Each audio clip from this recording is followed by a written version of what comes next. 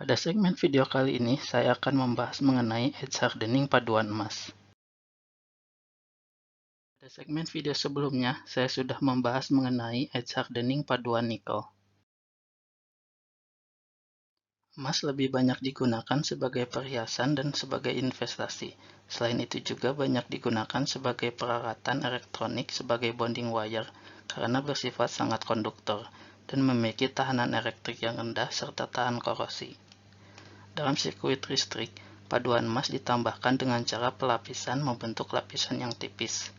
Selain itu, bonding wire paduan emas digunakan untuk koneksi elektrik dari chip semikonduktor.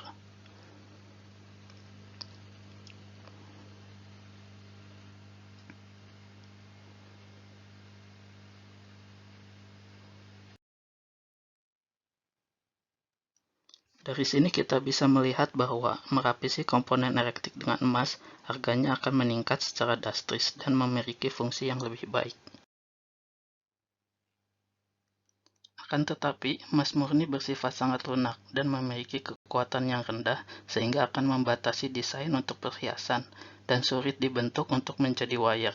Dengan ditambahkan unsur pemadu dengan alloying, kekerasan dan kekuatannya akan meningkat. Emas murni dinyatakan dengan nilai 24 karat. Dengan ditambahkan unsur pemadu seperti perak dan tembaga, kekuatannya akan meningkat dan kemurniannya berkurang. Misal menjadi 18 karat yang sama dengan 18 dibagi 24 yaitu 75%. Warna dari paduan emas juga berbeda-beda. Emas murni 24 karat berwarna kuning emas seperti ini. Dengan penambahan perak akan menjadi berwarna hijau seperti ini, hingga berwarna putih. Kemudian dapat berwarna merah atau rose dengan bertambahnya jumlah tembaga seperti ini. Ini adalah nilai kekerasan dan kuat tarik dari paduan emas. Semakin rendah karatnya akan semakin keras dan kuat, akan tetapi kemurniannya berkurang. Apakah ada cara agar kekuatannya meningkat tetapi kemurniannya tidak berkurang? Bagaimana caranya? Caranya adalah dengan microalloying atau penambahan unsur pemadu dengan jumlah yang sedikit, lebih kecil dari 1% berat. Kemudian dilakukan perakuan panas yaitu edge hardening.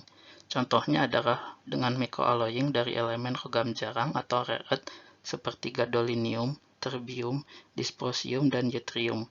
Terlihat dalam tabel ini bahwa dengan penambahan unsur logam jarang sebanyak kurang dari 1%, kemudian aging, kekerasannya meningkat dari awalnya 20 atmosfer untuk emas murni. Perakuan panas untuk microalloying paduan emas yaitu dengan cara solution treatment dari paduan hasil casting pada suhu sekitar 650 dan 750. Kemudian didinginkan cepat dan dilakukan pengerjaan dingin atau cold working dengan mereduksi ukurannya, misalnya dengan pengeroran seperti ini, sehingga butirannya terdeformasi menjadi memanjang dan terbentuk banyak dislokasi yang menjadi tempat-tempat pengintian dari endapan penguat saat dilakukan aging. Dengan banyaknya dislokasi yang dihasilkan saat pengerjaan dingin, semakin banyak tempat-tempat pengintian endapan dan endapan dapat terdistribusi secara merata dalam matriks. Ini adalah contoh emas yang diperkuat dengan microalloying unsur antimoni, di mana dari pengamatan TEM menunjukkan endapan yang kaya akan antimoni berbentuk pelat atau disk dengan ukuran kecil dan terdistribusi merata dalam matriks emas. Ini adalah profil kekerasan terhadap waktu aging dari paduan microalloying emas yang disebut juga 99 gold dengan perbedaan persen reduksi. Dari hasil ini dapat terlihat bahwa dengan adanya deformasi atau meningkatnya persen reduksi, waktu aging untuk mencapai puncak kekerasan akan lebih singkat. Dan kekuatan atau peak hardness yang dihasilkan lebih tinggi. Akan tetapi setelah 25% reduksi, peningkatannya relatif tidak signifikan. Ini adalah pertanyaan untuk segmen video ini yang sudah dibahas pada segmen video ini dan sebelumnya. Sekian segmen video kali ini, semoga Anda dapat memahaminya dengan baik. Terima kasih atas perhatiannya dan selalu jaga kesehatan Anda.